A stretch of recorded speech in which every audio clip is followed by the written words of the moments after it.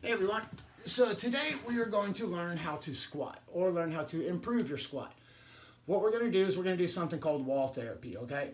What you do is you're just going to step up to the wall and you're going to perform a squat. And if you can perform that squat without hitting the wall, then you just move a little bit closer until you get to the point to where you cannot squat without touching the wall with your face, okay? What this does is it teaches you how to keep that back up. A lot of times I see people drop that chest or keep your chest up. I see a lot of times people drop the chest. This is going to help you out with that. There are two other ways to, we'll just call that a basic squat. And then also we'll work on, if you've already got a good squat, maybe you want to learn the overhead squat. So I'll show you that on the wall. And then also you can pick up a kettlebell or a dumbbell off the floor or any sort of object really, which I'll show you that as well.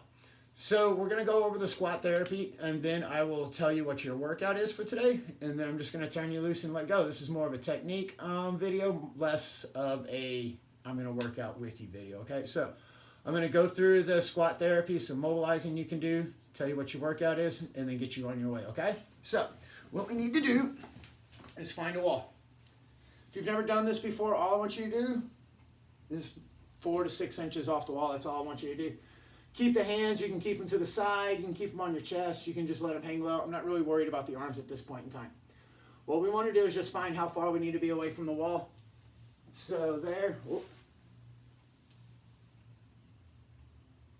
All right, so I'm pretty comfortable there. So then I'm going to come back down. I'm going to go back, keeping my knees out, getting close to the wall.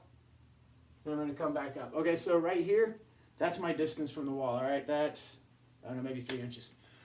Okay, so that's where I am at my best because I don't have my hands up. I'm not trying to pick anything up either, okay? So the next step, if you can do those rather easily, maybe you can try picking something up off the floor. So I'm just going to grab a kettlebell, place it on the floor about the same distance as where I was. Now this time the hands are just going to go straight down. And I'm going to bend down. I'm going to go a little closer. Bend down, down, down. Find the kettlebell. Stand back up. Come back down. Okay, so that's how I'm going to do that kettlebell. If I were to do multiples, then I would just pick up the kettlebell, stand up, not set it back down, let the kettlebell touch the floor, and then stand back up. Okay, so that's 2. Now there's 3. There's the overhead squat. So if you have a PVC pipe, a broom, those extending painting sticks, those will work too. Basically anything you can hold on to. Now I have poor overhead mobilization, so what I'm going to do is I'm probably going to need to back off the wall a little bit more, okay?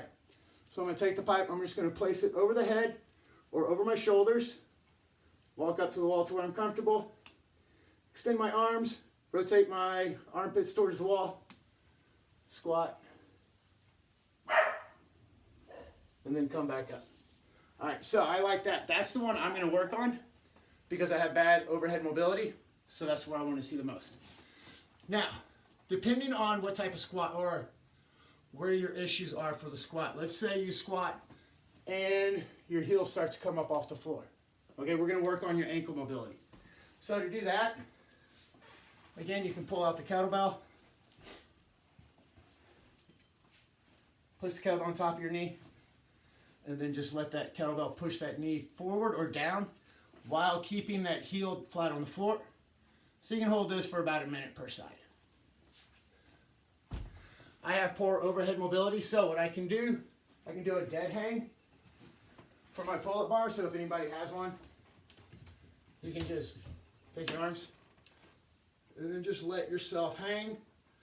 Just let that body weight pull you down, stretch out the lats, shoulders, chest. And then if you're somebody who has tight hips, you can go into up dog, open up those hips, or go to a door jam. Hold on to the door jam, keep that chest up, and then just push your hips forward. If you have like a ball, you can sit on the ball and then just roll your hips forward and back. I don't really have anything like that, so I can't do that. Okay, so that's what I want you to do. Here's is what we're going to do. So to review, start 4 to 6 inches away from the wall. Do a squat. If you can do a squat without hitting the wall, move about another inch forward, okay? Until that wall is, You know, there we go. Until you're like that far away from the wall. Keep going until you can go. Once you figure out what your distance is, then you can either stick with that squat, you can pick a kettlebell, dumbbell, anything off the floor, or you can grab the pipe and try and do overhead squats. Okay, so here's your workout now. You're going to do 5 rounds. You're going to do 5 squat therapies. Whichever you find a sticking point, whether it's your overhead, your hips, or your shoulders, your hips, or your ankles, I want you to spend 1 to 2 minutes mobilizing that area, okay? So if your heels are coming off the floor, work on that ankle dorsiflexion. If your hips are tight, do the down dog, do the door jam stretch. And then if your shoulders are tight, then do a dead hang, or you can even do down dog. Now, so you got 5 rounds. You're gonna do 5 wall squats. Then you're gonna mobilize, then you're gonna do 20 sit-ups, and then you're just gonna go through that again, okay? So you have 5 reps, squat therapy, mobilize for a minute or 2, 20 sit-ups. Do that 5 times, okay? Now, that's a pretty short workout. You can just stick with that and be good, and you'll be good for the day. If you want, though, if you want a little bit more, go back to last week when I did that plank video. Do 1 round of the squat therapy workout that I just told you. The squats, the mobilizing, the 20 sit-ups. And then do 1 round of that plank workout that I did. It was 1 minute plank, and then you got I can't remember what the time break was, 30, 45 seconds. 2-minute break, and then you had another, or 2-minute plank, and then a break, and then a 3-minute plank, and then a break after that. So you can even combine that. Do 1 round of the squats, 1 round of the plank. If you don't have a lot of time today, stretch it out throughout the day, okay? So you can do a couple of rounds of the squats, a couple of rounds of the planks, a couple hours later. If you can come back to it, okay? I do have one other challenge for you as well. Once you do this, if you don't want to do the planks, how about a 100 squat challenge today? So for the rest of the week, do 100 squats every day. Again, you don't have to do them all at the same time. If you want to break them up, 30, 40, it really won't take that long, I don't think, to do 100 squats. Maybe if you wanted to do them all at one time, might take 3, 4, 5 minutes. But if you want to stretch it out throughout the day, that would be fine as well, okay? So enjoy the day.